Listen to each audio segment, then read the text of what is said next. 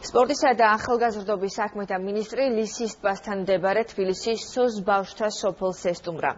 მინისტრმა სოფელში მცხოვრებ ახალგაზრდებს ნათლისღების დღესასწაული მიულოცა და მათ სხვადასხვა სპორტული ინვენტარი გადასცა.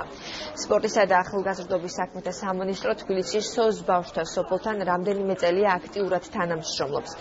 დღეისათვის ბავშვთა სოფლის ბენეფიციარებისთვის 4 სხვადასხვა სპორტული წრე ფუნქციონირებს. სოფელში დღეისთვის 57 ახალგაზრდა ცხოვრობს.